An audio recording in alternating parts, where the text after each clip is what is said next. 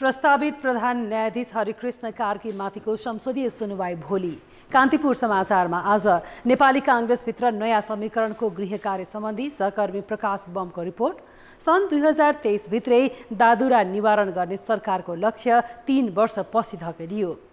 जिल्ला निर्वाचन कार्यालय हटाउने निर्णयको पुनरावलोकन गर्न सरकारलाई संसदीय समितिको निर्देशन। अल्पमतमा परेको कोशी प्रदेश सरकारले नीति तथा कार्यक्रम सार्वजनिक गरे पनि बजेट भने अध्यादेशबाट ल्याउने। यसका साथै 100 वर्ष अघि खनिएको मकवानपुरको सुरुङ मार्ग सम्बन्धी सामग्री। अन्तर्राष्ट्रियमा भारतको मणिपुरमा दुई समुदायबीच भड्किएको हिंसाको प्रसङ्ग र खेलकुदमा एसीसी महिला इमर्जिङ टिम्स कपमा नेपालले भोलि भारतसँग खेल्ने। नमस्कार, अब मुख्य समाचार। नक्कली शरणार्थी प्रकरणमा थुनछेक बहस लम्बियो। पूर्व महान्यायाधिवक्तादेखि वरिष्ठ अधिवक्तासम्मको लर्को। हुल जम्मा गरेर न्यायाधीशलाई प्रभावित पार्न खोजेको टिप्पणी। प्रतिनिधि सभाका विषयगत समिति गठन भएको 1.5 महिना बित्दा पनि नेतृत्व चयनमा दलहरू उदासीन। सभामुखको ताकेतालाई बेवास्ता, सदनको प्रभावकारितामै प्रश्न। लक्ष्य अनुसार राजस्व सङ्कलन र अनुदान नआउँदा सरकारको ढुकुटी घट्दै। आमदानी भन्दा झन्डै 3 खर्ब बढी खर्च। साउन यता मात्रै ढुकुटीबाट 45 अर्ब निकालियो। आन्तरिक मामिलामा हस्तक्षेप नगर्न अमेरिकालाई चीनको चेतावनी। आपसी मतभेद अन्त्य गर्दै सम्बन्ध पुनः स्थिर बनाउन जोड। र चर्चित स्ट्राइकर सावित्रा भण्डारी युरोपेली शीर्ष डिभिजनको लिग खेल्न आगामी साता इजरायल जाँदै। नेपाली महिला फुटबलका लागि कोसे ढुङ्गा बन्ने दाबी। नक्कली भुटानी शरणार्थी मुद्दामा 1 सातादेखि जारी थुनछेक बहस लम्बिएको छ। पक्राउ परेका 18 जना मध्ये 15 आरोपीका तर्फबाट मात्रै कानुन व्यवसायीले बहस सकेका छन्। हिजो पूर्व गृहमन्त्री बालकृष्ण खाडका कानुन व्यवसायीले बहस नसकेपछि आज पनि थप 4 जनाले बहस गरेका छन्। आज पूर्व महान्यायाधिवक्ताहरू रमण श्रेष्ठ र खम्म बहादुर खाती तथा नेपाल बार एसोसिएसनका अध्यक्ष गोपाल कृष्ण घिमिरे सहित 4 जनाले खाडको बचाउमा बहस गरेका हुन्। पूर्व महान्यायाधिवक्ता श्रेष्ठले केपी ओली पालाकै सरकारले गरेको निर्णयलाई पूर्व गृहमन्त्री खाडले निरन्तरता दिएकाले यो मुद्दा नै चल्न नसक्ने तर्क गरे। त्यस्तै बारका पूर्व अध्यक्ष घिमिरेले केशव दुलालले मन्त्रालयमै गएर 1 करोड 24 लाख बुझाएको बयान दिए पनि त्यसको तथ्य प्रस्तुत गर्न नसकेको एवं सचिव टेकनारायण पाण्डेलाई प्रहरीले यातना दिएर खाडको नाम लिन लगाएको जिकिर गरे। पूर्व महान्यायाधिवक्ता खम्म बहादुर खातीले भने सञ्चार माध्यमप्रति आक्रोश पोखे। उनले सञ्चार माध्यमले तथ्यहीन समाचार लेखेको भन्दै अदालतको आदेशभन्दा पहिले सञ्चार माध्यमले फैसला दिन सक्ने आरोप लगाए। आजै हज कमिटीका अध्यक्ष शमशेर मिया र आङटाबा शेर्पाका कानुन व्यवसायीले पनि बहस गरेका छन्। न्यायाधीश प्रेम प्रसाद न्यौपाने आजसम्म आरोपीका तर्फको बहस सिध्याएर सरकारी वकिलको जवाफ लिने तयारीमा थिए। तर बहस लम्बिएपछि भुटानी शरणार्थीका नेता टेकनाथ रिजाल, लक्ष्मी महर्जन र हरिभक्त महर्जनको बहस नसकिएपछि बिहिबारका लागि इजलास स्थगित गरेका छन्। भोलि बिहिबार ब्रेक अगाडिसम्म आरोपीका कानुन व्यवसायीको बहस सक्ने र सरकारी वकिलको जवाफ लिने न्यायाधीशको तयारी छ। शुक्रबारसम्म पक्राउ परेकाहरूलाई थुनामा पठाउने या नपठाउने बारे आदेश आउनेछ। काठमाडौँ जिल्ला अदालतमा विगत 10 दिनदेखि जारी नक्कली भुटानी शरणार्थी प्रकरणका 18 जना आरोपीको थुनछेक बहसमा सहभागी हुने कानुन व्यवसायीको लर्को छ। एउटै प्रतिवादीले धेरैजना कानुन व्यवसायी राख्दा बहस लम्बिँदै गएको हो। एउटै बहसका लागि 50,000 शुल्क लिने पूर्व महान्यायाधिवक्ता भइसकेका वरिष्ठ अधिवक्तादेखि चिनजानका आफन्त अधिवक्ताहरूसम्मले बहसलाई लम्ब्याउँदै लगेका छन्। कानुन व्यवसायीहरूको हुल नै जम्मा गरेर बहस लम्ब्याउँदै न्यायाधीशलाई नै प्रभावित पार्न खोजेको सम्म आशंका गर्न थालिएको छ। काठमाडौँ जिल्ला अदालतको इजलास नम्बर 10 मा न्यायाधीश प्रेम प्रसाद न्यौपानेको इजलासमा 3 दिन सरकारी वकिलले 18 जना आरोपीलाई थुनामा राख्नुपर्ने जिकिर गरे। त्यसयता राज्य विरुद्धका आरोपीका तर्फबाट 7 दिन बहस गर्न वरिष्ठ अधिवक्ता, पूर्व महान्यायाधिवक्ता र अधिवक्ताहरू उत्रिएका छन्। नेपालीलाई नक्कली भुटानी शरणार्थी बनाएर अमेरिका पठाउने प्रलोभनमा संलग्न भएको आरोप लागेका अभियुक्तले आफ्नो पक्षमा वकालत गर्ने कानुन व्यवसायी पाउनु नैसर्गिक अधिकार हो।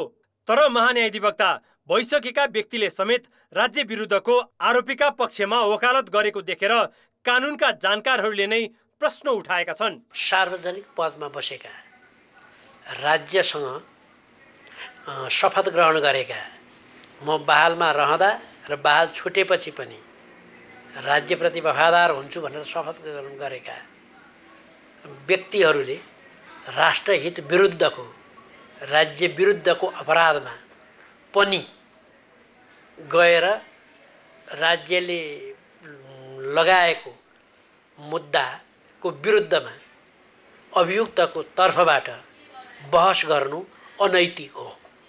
सामान्यतः यस्ता मुद्दामा अधिवक्ताहरूले बहस गर्दा 20,000 देखि 50,000 सम्म लिने गर्छन्। वरिष्ठ अधिवक्ताहरूले त झन् एउटै बहसका लागि 50,000 देखि 2 लाखसम्म शुल्क लिने चलन छ। अझ उच्च पदस्थ व्यक्तिको जटिल मुद्दामा त झन् धेरै शुल्क लिने गरेको कानुन व्यवसायीहरू नै स्वीकार छन्। यो केसमा त मेरो वकालतमा छैन। अब वकालत नभएका नाम चलेका कोही साथीहरूले अब पैसाकै हिसाबले निशुल्क गरेको कसैको यदि रहेछ भने पनि अदृश्य तवरले त्यसको शुल्क झन् बढी हुन्छ। त्यसो त अहिले नक्कली भुटानी शरणार्थी प्रकरणमा थुन्चेकको बहसमा सहभागी भएका कानुन व्यवसायीले कति शुल्क लिएका छन् भन्ने कसैले पनि सार्वजनिक गरेका छैनन्। कतिपयले त निशुल्क बहस गरिएको तर्क पनि गरेका छन्। तर जेसुकै भए पनि थुन्चेककै बहसमा कानुन व्यवसायीको लड्को लाग्नुले थप शङ्का उत्पन्न गराएको देखिएको छ। यसले न्यायाधीशलाई समेत दबावमा राख्न खोजेको अर्थ लगाइँदैछ।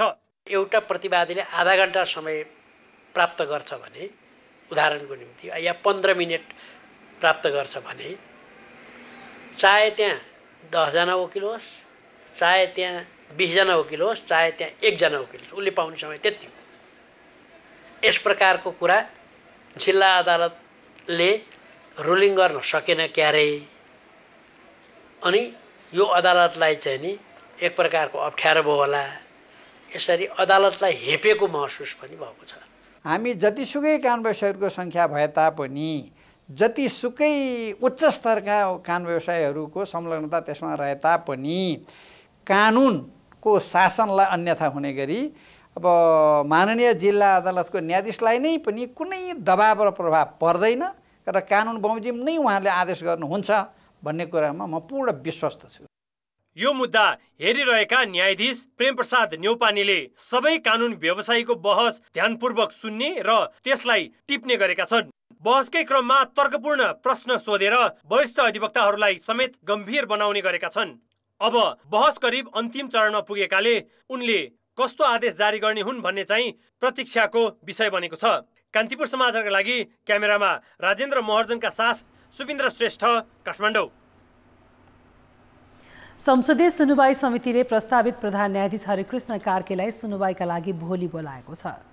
सिंहदरबारमा आज बसेको समितिको बैठकले कार्कीलाई सुनुवाईका लागि भोलि बिहान 8 बजे बोलाउने निर्णय गरेको हो। यसअघि समितिले आजै कार्की विरुद्ध उजुरी दिएका व्यक्तिहरूसँग छलफल गरेको छ। कार्की विरुद्ध समितिमा 29 वटा उजुरी परेका थिए। बहालवाला जिल्ला न्यायाधीशदेखि अधिवक्तासम्मले उनी विरुद्ध उजुरी दिएका हुन्। पदमा रहँदा कार्कीले पदीय आचरण र आचार संहिता विपरीत क्रियाकलाप गरेको, एमालेको कार्यकर्ता रहेको तथा न्याय सम्पादनमा कमजोर रहेको लगायतका आरोप छन्। समितिको आजको बैठकमा उजुरीकर्ताहरूले आफूले दिएका उजुरीका बारेमा समिति सदस्यहरूलाई जानकारी गराएका छन्। उजुरीकर्तालाई आफ्नो उजुरी प्रस्ट्याउन 10 मिनेट समय दिएको थियो। तर उजुरीकर्ताले सामूहिक रूपमा कुरा राख्न पाउनुपर्ने माग राखेपछि समितिका सदस्य र उजुरीकर्ता बीचको छलफल केही बेर अवरुद्ध भएको थियो। बैठकमा उजुरीकर्ताहरूले संघीय संसदको संयुक्त नियमावली राजपत्रमा प्रकाशित नभएको भन्दै सुनवाई समितिकै वैधानिकतामाथि पनि प्रश्न उठाएका थिए। अब भोलिको बैठकमा कार्कीले प्रधान न्यायाधीशका रूपमा आफ्नो कार्ययोजना प्रस्तुत गर्नेछन्। असार 1 गतेको बैठकमा कार्कीले आफू विरुद्ध परेका उजुरीको जवाफ दिने र सोही दिन समितिले निर्णय गर्ने कार्यतालिका छ। 9 महिनादेखि कायम मुकायम प्रधान न्यायाधीशका रूपमा जिम्मेवारी सम्हालेका कार्कीले आगामी साउन 20 गते उमेर हदका कारण अनिवार्य अवकाश पाउनेछन्। सुनवाई समितिले अनुमोदन गरेका कार्कीले प्रधान न्यायाधीशका रूपमा 1.5 महिना न्यायालयको नेतृत्व सम्हाल्नेछन्।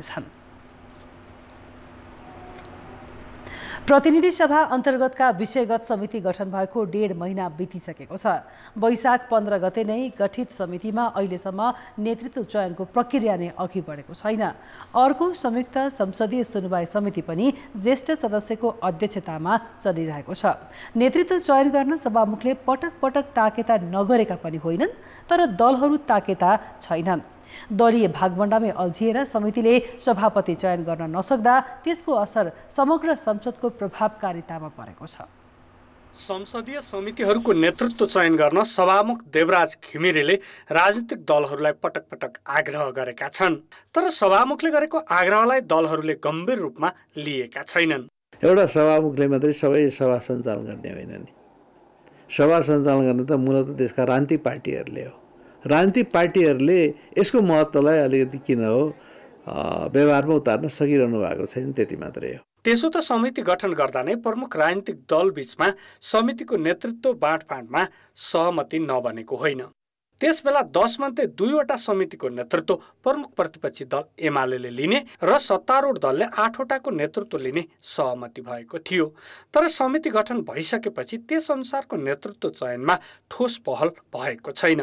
सत्ता गठबन्धन र प्रमुख प्रतिपक्षसँग यसमा बसेर थोरै सहमति पनि भएको छ र त्यसका सँगसँगै चाहिँ त सत्ता गठबन्धनभित्र पनि आपसमा सहमति गरेर अब चाँडोभन्दा चाँडो टुङ्ग्याउनुपर्छ। मैले हिजो अस्ति पनि नेताहरूलाई थोरै निवेदन गरेको छु, यो चाँडो टुङ्ग्याउनु पर्यो भनेर टुङ्ग्याएरै जानुपर्छ। जुन विषयगत समिति छ त्यसमा पनि अब कसरी भाग लाग्ला भने त्यतातिर हो कि किन ढिलो गरे हो, ढिलो नगर्नुपर्ने थियो। बिचमा तपाईँको 2-3वटा त्यो निर्वाचनले समय लियो, जस्तै राष्ट्रपति उपराष्ट्रपति, त्यसपछि तपाईँको त्यो के अरे उपनिर्वाचन अब मेबी छिटै हुनुपर्ने हो।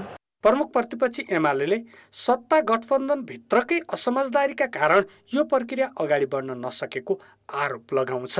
उसले सभामुखबाटै प्रक्रिया अघि बढाउनु पर्ने माग गरेको छ। अब यसमा चाहिँ सभामुखले पनि हस्तक्षेप गर्नुपर्छ। अब यसमा ढिला गर्नु हुँदैन, किनभने सिङ्गो संसदभित्रको पर्फर्मेन्सको त अल्टिमेटली त्यसको चाहिँ नेतृत्व त उहाँले गर्ने हो नि, त्यसको क्रेडिट त उहाँले लिने हो नि।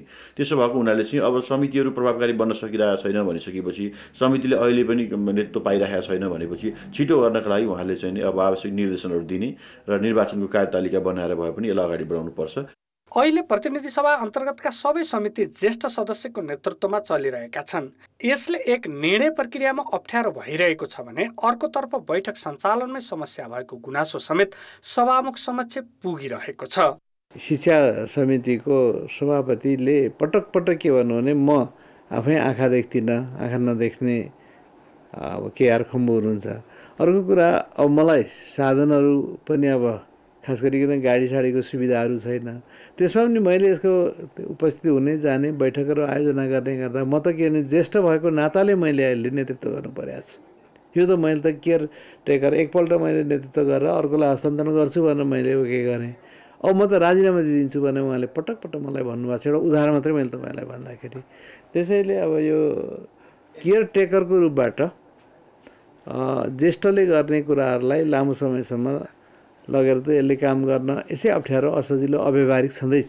संसदीय समितिले सरकारले गरेका कामको छानबिन गर्नेदेखि उसलाई खबरदारी गर्ने र आवश्यक परे निर्देशन समेत दिन सक्छन्। तर नेतृत्वविहीन हुँदा ठोस एजेन्डामा समेत छलफल हुन सकेको छैन।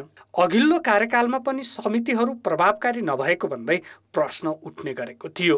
अहिले सामान्य विषयमा पनि बेला बेलामा संसद अशान्त भइरहेको छ। यस्तो अवस्थामा सदनलाई चलायमान बनाउने समितिको नेतृत्व चयनमा देखिएको दलहरूको उदासीनताले संसदको समग्र काममाथि नै असर पर्ने निश्चित छ। कान्तिपुर समाचारका लागि क्यामेरामा विनोद कोजुका साथ दशरथ राई र दीपक आचार्य, काठमाडौँ। सभापति शेरबहादुर देउबा र 14औं महाधिवेशनमा उनकै प्रतिस्पर्धी शेखर कोइराला बीच निकटता बढ्दै जाँदा नेपाली काङ्ग्रेसमा नयाँ ध्रुवीकरणको सङ्केत देखिएको छ। देउबा कोइराला निकटताबाट असन्तुष्ट दुवै पक्षका केही नेताले नयाँ समूह निर्माणको गोप्य तयारी थालेका छन्।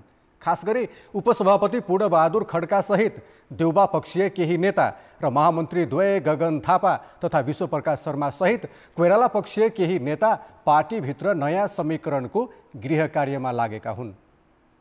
नेपाली काङ्ग्रेसका सभापति शेरबहादुर देउबा र नेता शेखर कोइराला बीच पछिल्लो समय बढेको निकटताले पार्टीभित्र तरङ्ग छाएको छ।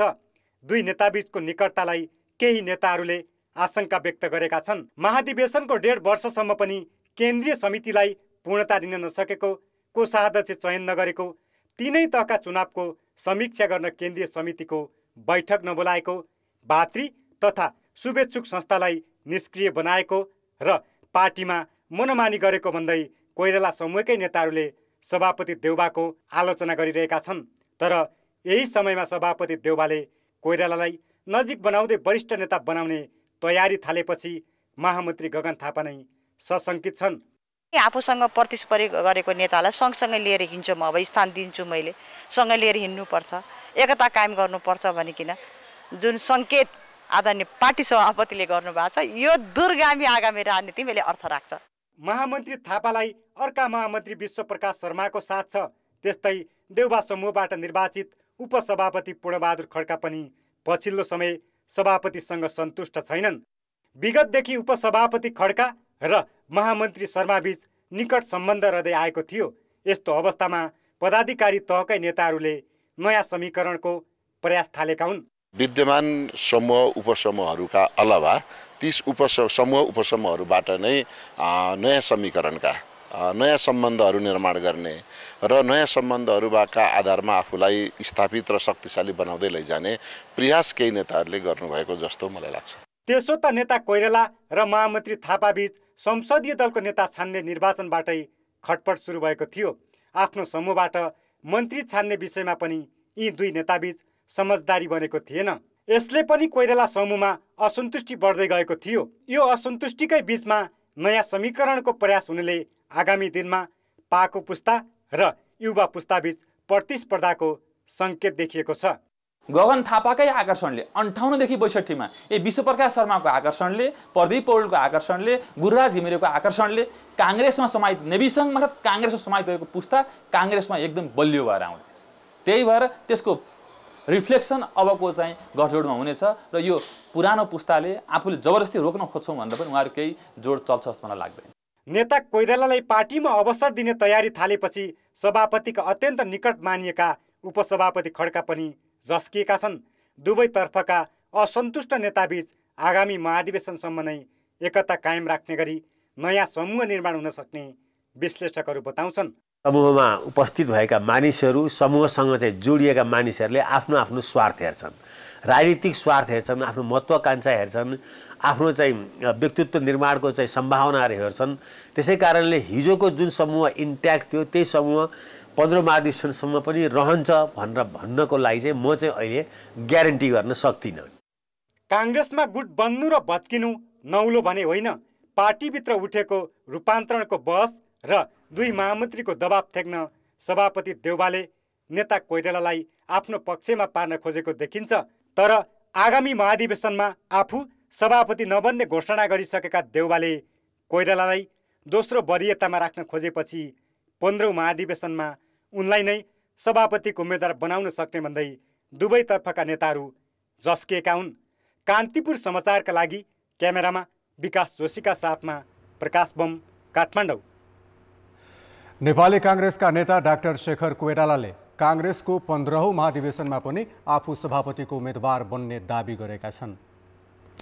कान्तिपुर टेलिभिजनको साप्ताहिक कार्यक्रम टफ ट्रकमा काङ्ग्रेस केन्द्रीय सदस्य कोइरालाले आफू फेरि सभापतिको उम्मेदवार बन्ने बताएका हुन्। त्यसमा महामन्त्री गगन थापाको समेत समर्थन रहने कोइरालाको दाबी छ। अहिले महामन्त्री थापा र आफू बीच पार्टीभित्रबाट फाटो ल्याउन खोजेको कोइरालाको गुनासो छ। आउने महाधिवेशनमा तपाईँ लड्नुहुन्छ? म लड्छु, सभापतिमा लड्छु। त्यो भनेको जित्नेकै लागि लड्न खोज्छ। जित्नेको लागि त लड्छ त मान्छे। लास्ट टाइम पनि जित्नै लड्या हो। लार्जर उसमा हामीहरूको डिफ्रेन्सेसहरू छैन, एजेन्डाजमा हामीहरूको डिफ्रेन्सेसहरू छैन। अब उसको स्टाइल फङ्सनिङ एग्रेसिभनेस छ, मेरो छैन। अब अहिलेको त्यो पपुलिजमले गर्दाखेरि त्यो सबै भइरहेको हुन्छ कति ठाउँमा। म त्यो त्यसमा धेरै विश्वास पनि गर्दिनँ। कोइरालासँगको अन्तर्वार्ता राति 9 बजे प्रसारण हुनेछ। सरकारले सन् 2023 भित्र दादुरा निवारण गर्ने लक्ष्य राखेको थियो, तर यही वर्ष 1003 जनामा संक्रमण देखिएको छ। यसैका कारण निवारणको लक्ष्य सन् 2026 सम्म धकेलिएको छ। पछिल्ला 13 दिनमा देशभरिबाट सङ्कलन गरिएका 79 वटा नमुनाको राष्ट्रिय जनस्वास्थ्य प्रयोगशालामा परीक्षण गर्दा 6 जनामा संक्रमण पुष्टि भएको छ। काठमाडौँमा 4 र धनुषामा 2 जनामा दादुरा पुष्टि भएको हो।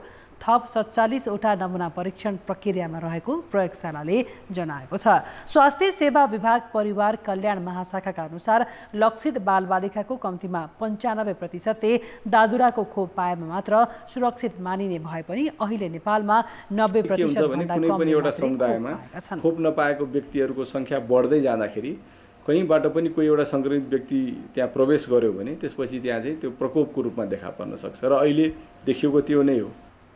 स्वास्थ्य सेवा विभागले दादुरा निवारणका लागि मोरङ, सुनसरी, दाङ, बर्दिया, सुर्खेत लगायतका जोखिमयुक्त 9 जिल्लाका 16 लाखभन्दा बढी बालबालिकालाई खोप अभियान सञ्चालन भइरहेको जनाएको छ।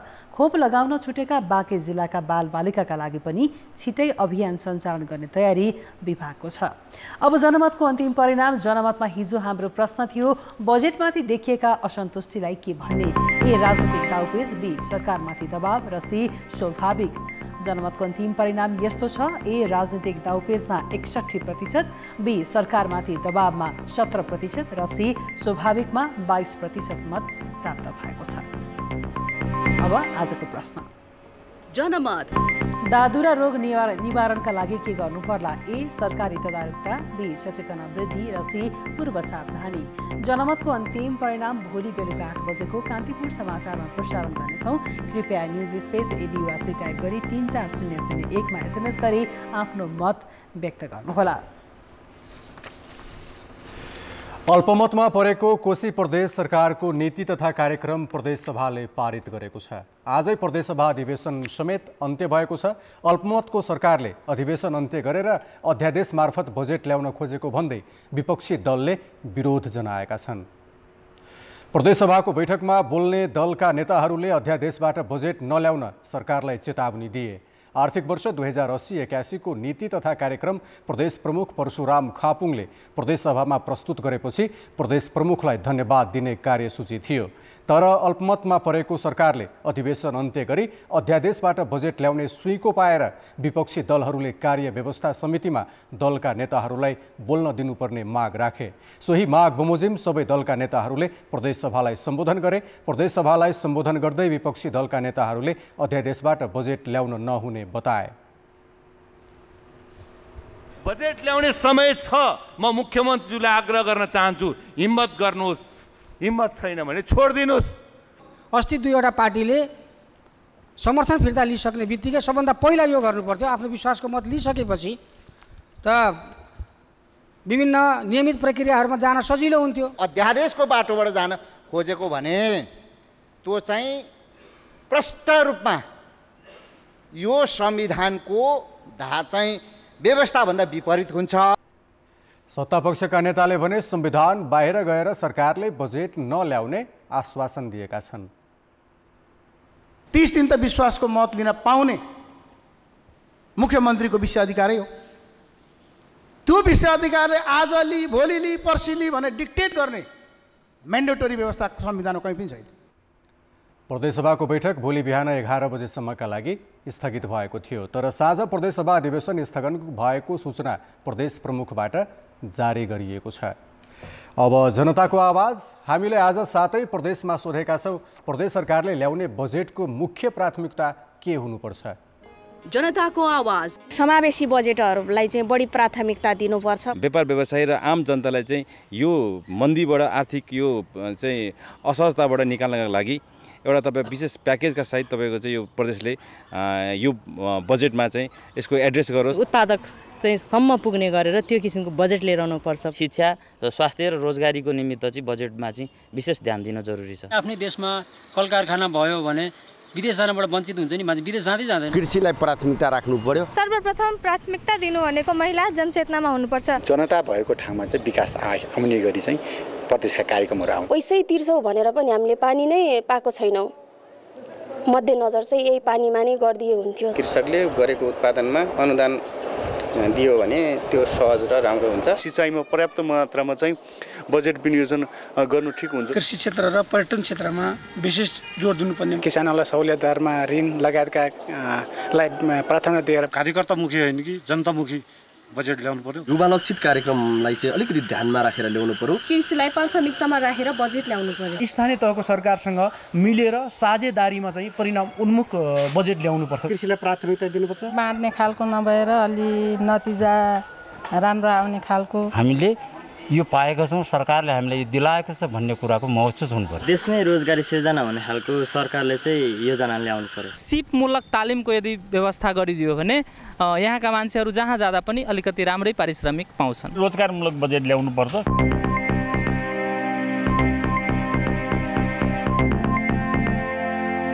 संविधान सभा सदस्य तथा बृहत्तर जनकपुर क्षेत्र विकास परिषदका पूर्व अध्यक्ष राजकुमार शर्माले नागरिकताबाट वञ्चित भएका युवालाई यथाशीघ्र नागरिकता प्रदान गर्न आदेश सर्वोच्च अदालतबाट जारी नभए सत्याग्रहमा बस्ने चेतावनी दिएका छन्।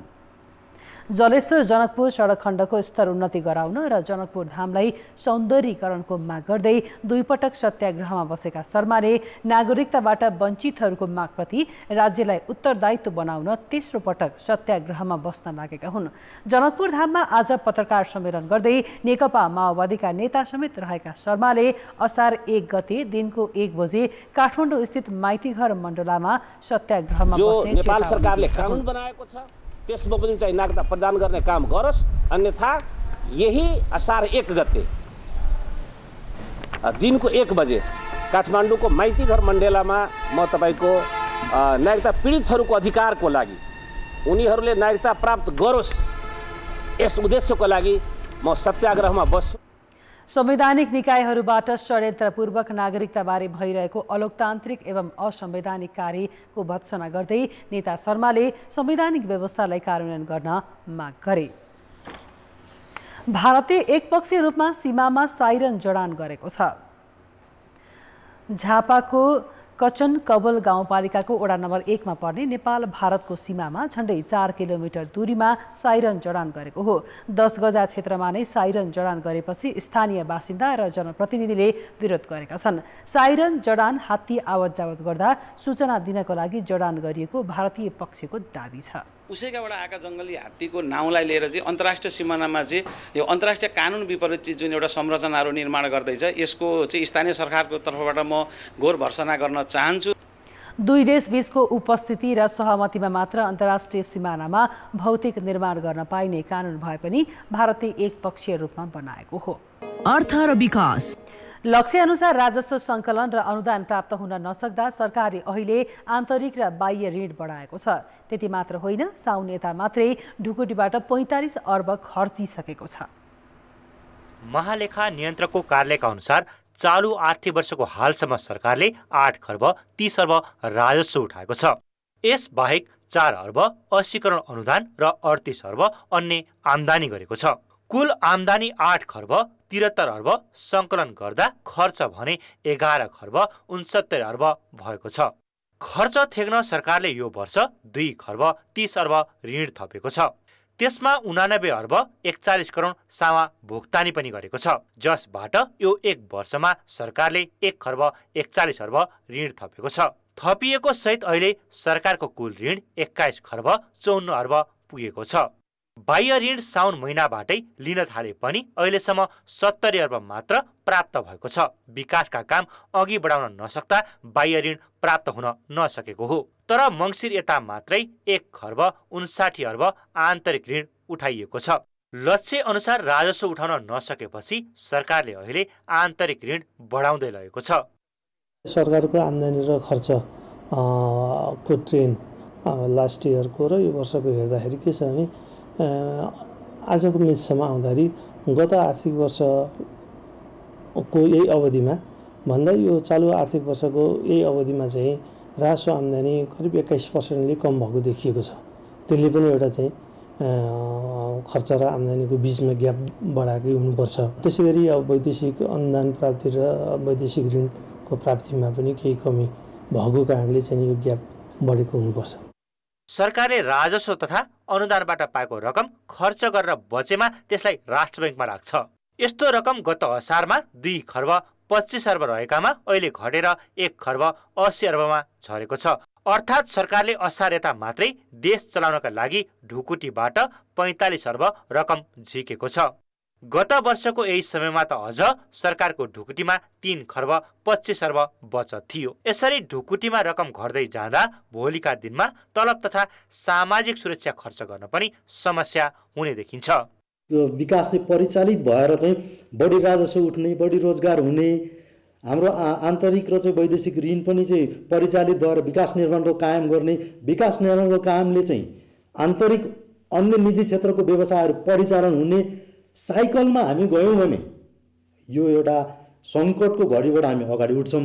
तर सङ्कटलाई नै फेरि सङ्कटमै बढाउँदै जाने, आन्तरिक ऋण र बाह्य ऋण तिर्नलाई हामीलाई समस्या पर्दै जाने, सामाजिक सुरक्षाको जुन चाहिँ हामीले कमिटमेन्ट पहिलाहरू गरेका छौँ त्यो नै परिपूर्ति गर्न नसक्ने स्थितिहरूमा पर्न जान सक्ने हुन्छ। अर्थतन्त्र चलायमान गराए मात्रै सरकारले राजस्व बढाउन सक्छ।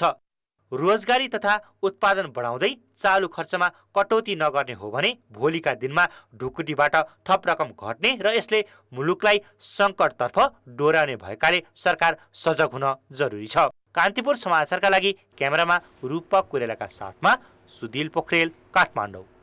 अब अन्तर्राष्ट्रिय समाचार। चिनिया विदेश मन्त्री छिङ काङले चीनको आन्तरिक मामिलामा हस्तक्षेप नगर्न अमेरिकालाई चेतावनी दिएका छन्। अमेरिकी समकक्षी एन्टोनी ब्लिङ्केनसँगको टेलिफोन वार्ताका क्रममा चिनिया विदेश मन्त्री छिङले प्रतिस्पर्धाको न्यू खोजेर चीनको सार्वभौमिकता, सुरक्षा र विकासको हितमा क्षति पुर्याउने काम रोक्न जोड दिए। उनले द्विपक्षीय सम्बन्धमा नयाँ कठिनाई र चुनौती देखिएको उल्लेख गर्दै आपसी मतभेदलाई नियन्त्रण गरी सम्बन्ध पुनः स्थिर बनाउनु पर्ने बताए। ताइवान मामिला लगायतका चिनिया मुख्य चासोलाई अमेरिकाले स्वीकार्नुपर्ने पनि विदेश मन्त्री छिङको भनाइ छ। टेलिफोन वार्तामा अमेरिकी विदेश मन्त्री ब्लिङ्केनले द्वन्द्वबाट टाढा रहनुपर्ने र आपसी सञ्चारमा जोड दिनुपर्ने बताएका थिए। ब्लिङ्केनले यही जुन 18मा चीन भ्रमण गर्दैछन्। कोरोना महामारी, ताइवान सङ्कट र जासुसी बेलुन काण्डपछि अमेरिकी उच्च अधिकारीको चीन भ्रमण हुन लागेको हो। नेपाल आदिवासी जनजाति महासङ्घले राष्ट्रिय जनगणना 2078ले आदिवासी जनजातिको जाति, भाषा र धर्म सम्बन्धी गलत तथ्याङ्क सार्वजनिक गरेको भन्दै सच्याउन माग गरेको छ। प्रधानमन्त्री पुष्पकमल दाहाललाई भेटेर महासङ्घको नेतृत्वको टोलीले एउटै जातिभित्र फरक जाति राखेको भन्दै सच्याउन मागसहित ज्ञापन पत्र बुझाएको हो। एउटै जातका जाति, भाषा तथा धर्मलाई तथ्याङ्क कार्यालयले फरक जातिको रूपमा सूचीकृत गरेको भन्दै प्रधानमन्त्रीको ध्यानाकर्षण गराएको जनजाति महासङ्घका महासचिव दिवस राईले जानकारी दिए। महासङ्घले राई, मगर, गुरुङ र नेवार जातिभित्रका समुदायलाई फरक जातिमा राखेको आरोप लगाएको छ। त्यसकारण प्रधानमन्त्री दाहाल तथ्याङ्क विभागलाई लगत सूचना भए सच्याउन आग्रह गर्ने आश्वासन दिएका थिए। आदिवासी जनजाति उत्थान राष्ट्रिय प्रतिष्ठानले 59 जातिलाई आदिवासी जनजातिको सूचीमा राखेको छ। प्रधानमन्त्री पुष्पकमल दाहालले दाहाल वंशको सुरुवात गर्ने कुल शिरोमणि दासुको शालिग दैलेखको दुल्लुमा अनावरण गरेका छन्। दुल्लु नगरपालिका 12 स्थित दह गाउँमा पुगेका प्रधानमन्त्री दाहालले कुल शिरोमणि दासु स्मृति तथा अनुसन्धान प्रतिष्ठानद्वारा आयोजित कार्यक्रममा प्रतिष्ठानद्वारा निर्मित दासुको पूर्ण कदको शालिग अनावरण गरेका हुन्। दासुको जन्म भएको स्थान दह गाउँमा उनको पूर्ण कदको शालिग स्थापना गरिएको हो। त्यस अवसरमा प्रधानमन्त्री दाहाललाई अभिनन्दन समेत गरिएको छ। दाहाल, लम्साल, रूपाखेती, कुँवर तथा राणाहरू दासुका सन्तति हुन्।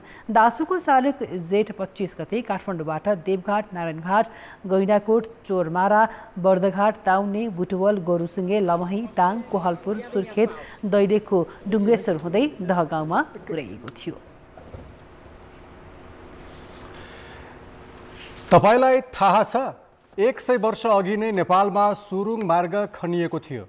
बाराको अमलेखगञ्ज र मकवानपुर भीमफेदी सडक निर्माणका क्रममा चुरिया माईको डाडो छिचोल्न नेपालमा सुरुङभन्दा दक्षिण एसियाका अरू देशमा यस्तो मार्ग नै थिएन। टोनी हेगलले आफ्नो पुस्तक दि हिमालयन किङडम नेपालमा यो सुरुङ दक्षिण एसियाकै पहिलो भएको उल्लेख गरेका छन्। ऐतिहासिक महत्त्वको यो सुरुङ मार्गलाई बागमती प्रदेश सरकारले अध्ययन केन्द्रको रूपमा विकास गर्ने भन्दै 2 वर्ष अघिदेखि पुनः निर्माणको काम अघि बढाएको छ। सन् 1917मा नेपालका प्रथम इन्जिनियर ब्रिगेडियर डिलिजङ थापाको डिजाइनमा चुर्यामाईको डाँडो छिचल्न यो सुरुङ मार्ग निर्माण थालियो। सन् 1918मा 500 मिटर लम्बाइको सुरुङ निर्माण भएको थियो। 100 वर्ष अघि निर्माण भएको यो मार्ग विक्रमसम्म 2020 सालसम्म सञ्चालनमा आएको थियो। बागमती प्रदेशका पहिलो मुख्यमन्त्री डोरमणि पौडेलले ऐतिहासिक महत्त्वको यो मार्गलाई अध्ययन अवलोकनका लागि पुनर्निर्माणको काम सुरु गरेका हुन्। राज्यले यस्ता खालका सम्पदाहरू जो धेरै अगाडिका छन् त्यस्ता सम्पदाहरूको संरक्षण गर्ने राज्यको दायित्व हो भन्ने हिसाबले पनि त्यसलाई हामीले संरक्षण गर्नुपर्छ भनेर लाग्यौं। बागमती प्रदेश सरकारले 2078 साउनबाट 3 करोड 36 लाख रुपियाँ लगानी गरी सुरुङ मार्गको पुनर्निर्माणको काम थालेको हो। माउन्टेन इन्फ्रा कन्स्ट्रक्सनले ठेक्का पाएको यो सुरुङ मार्ग पुनर्निर्माणको भौतिक प्रगति 85% छ। अहिलेसम्म 2 करोड 40 लाख रुपियाँ खर्च भइसकेको छ। अब सामान्य फिनिसिङका कामहरू मात्रै बाँकी छ। हामी यो आर्थिक वर्षमा चाहिँ हामीले सम्पन्न गर्ने लक्ष्य राखेका छौँ। स्वदेशी लगानीमा चुना र सुर्कीको प्रयोग गरी बेलायती प्रविधिमा यो सुरुङ मार्ग निर्माण गरिएको थियो। बन्द भएको 58 वर्षपछि चुर्यामाई सुरुङ मार्ग पुनर्निर्माणको काम अघि बढ्यो। पुनर्निर्माण सकिएपछि सर्वसाधारणले यसको अवलोकन गर्न पाउनेछन्। इतिहासको पुनरुत्थान भएको छ। यो भावी पुस्ताको लागि महत्त्वपूर्ण एउटा उपलब्धि हो। 100 वर्ष अघि नै स्वदेशी लगानीमा स्वदेशी इन्जिनियरले नेपालमा सुरुङ मार्ग निर्माण गरेको इतिहासलाई त्यसपछि नेपालले निरन्तरता दिन सकेन। अहिले भने यसको अध्ययन र अवलोकनका लागि भएको पुनर्निर्माणले नेपालको मौलिकता र इतिहासलाई संरक्षण गरेको छ। कान्तिपुर समाचारका लागि क्यामेरामा सुजन पुणा सैनिकका साथ बालकृष्ण अधिकारी, हेटौडा, मकवानपुर। खेलकुद समाचार। कान्तिपुर खेलकुद समाचारमा स्वागत छ। नेपाली महिला फुटबलमा चर्चित नाम हो साबित्रा भण्डारी। उनको उत्कृष्ट शैलीबाट प्रभावित भएर समर्थकहरूले त साम्बा, गोलमेसिन, सुपरस्टार जस्ता उपनाम पनि दिएका छन्। नेपालमा मात्र होइन, प्रतिस्पर्धात्मक लिग हुने भारतमा पनि प्रभुत्व जमाएकी हुने दक्षिण एसिया क्षेत्रकै सबैभन्दा प्रभावशाली स्ट्राइकरका रूपमा परिचित छन्। साबित्राको दायरा अझै फराकिलो बनेको छ। उनी युरोपेली शीर्ष डिभिजनको लिग खेल्ने पहिलो नेपाली खेलाडी बन्दैछन्। जति पनि अब हाम्रो प्रयासहरू भइरहेको छ, म चाहिँ एज अ युरोपमा गएर चाहिँ खेल्न चाहन्छु। पेरिस ओलम्पिकको क्षेत्रीय छनौट अन्तर्गत भियतनामसँगको खेलपछि साबित्राले भनेकी थिइन्, म युरोपमा खेल्न चाहन्छु। गत चैत 27 गते कान्तिपुरसँगको यही कुराकानीको भोलिपल्टै उनी गोकुलम केरला एफसीबाट भारतीय लिग खेल्न भारत उडिन्। चोटपछि भारतीय फुटबल लिगमा यो उनको कमब्याक थियो। कमब्याकको पहिलो सिजन नै उनले उत्कृष्ट प्रदर्शन गरी गोकुलम केरला एफसीलाई लिग मात्र जिताइनन्, 10 खेलमा 29 गोल गरेर सबैको ध्यान आफूतिर तानिन्। 9 नम्बर जर्सी लगाउने साबित्राले यसअघि गोकुलम र सेतुबाट लिग जितिसकेकी थिइन्। क्लब र व्यक्तिगत विधामा उनी यो सिजन भने सर्वाधिक सफल रहिन्। लिग चरणको दिनदेखि नै फलोमा थिएँ भने उनीहरूले चाहिँ मलाई फलो गरिरहेको थियो भने त्यस पछाडिका दिनमा मैले खासै उनीहरूसँग गफ गर्न पाइनँ। सबै दाइहरूसँग कनेक्ट हुन्थ्यो। त्यति बेला जुन उहाँहरूले जुन विश्वास, जुन उनीहरूले चाहिँ जुन मेरो आइडब्ल्युएलको जुन performance day by day follow गरिरहनु भएको थियो, त्यही पर्फर्मेन्सको आधारमा नै मलाई चाहिँ आज यो क्लबले चाहिँ इन्ट्रेस्ट देखाएको हो जस्तो चाहिँ मलाई लाग्छ। युरोपमा खेल्ने उनको सपनामा नेपाली फुटबल टिमका मुख्य प्रशिक्षक भिन्सेन्जो अल्बर्टो एनेसले पनि सघाए। भिन्सेन्जोले नै आफ्ना एजेन्ट मार्फत इजरायली प्रिमियर लिग क्लब हापोएल रानाना महिला फुटबल क्लबमा प्रस्ताव पठाएका थिए। उनीसँग क्षमता छ, एक्सपोजर र प्लेटफर्म चाहिएको थियो। उनको क्षमताबाट प्रभावित भएर इजरायली क्लबले अनुबन्धको प्रक्रिया अघि बढायो। इजरायल मध्यपूर्वी राष्ट्र हो, तर त्यहाँ युरोपेली फुटबल महासङ्घको मातहतमा लिग सञ्चालन हुन्छ। उत्कृष्ट क्लबले युरोपेली प्रतिस्पर्धामा सहभागिता जनाउन पाउँछन्। जुन कन्फिडेन्स छ, जुन आफ्नो चाहिँ त्यो युरोपको जुन एउटा चाहिँ ड्रिम छ, त्यो ड्रिममा पुग्नको लागि अहिले चाहिँ एउटा फर्स्ट स्टेप छ। कुर्किलाहरू चढ्न बाँकी छ। एकदमै खुसी छु। भोलिको दिनमा चाहिँ जुन आफ्नो क्लबलाई चाहिँ टाइटलको लागि होस्, हरेक कुरामा चाहिँ मैले आफ्नो तर्फबाट चाहिँ 100% दिनेछु। घरेलु फुटबलमा साबित्रा एपिएफबाट खेल्छिन्। एपिएफ पनि नेपाली महिला फुटबलमा वर्चस्व जमाएको टिम हो। 2077मा राष्ट्रिय महिला लिग खेल्ने क्रममा साबित्रा घाइते भएकी थिइन्। चोट र कोरोना महामारीले उनको सपना प्रभावित भएको थियो, तर ढिलै भए पनि पाएको सफलतामा उनी अहिले निकै खुसी छन्। लमजुङको एक गाउँमा मोजाको बल खेलेर हुर्केकी उनको सपना त्यति बेला युरोपमा गएर खेल्ने भने थिएन, तर उनले आफ्नो क्षमतामा यसरी निखार ल्याइन् कि राष्ट्रिय र अन्तर्राष्ट्रिय प्रतियोगितासँगै व्यावसायिक लिगमा पनि छाउँदै गइन्। ड्रिम भन्ने कुरा एकैचोटि ठुलो ड्रिम बोकेर हिँड्यो भने त्यो ठाउँमा कहिले पनि पुग्न सकिन्छ जस्तो लाग्दैन।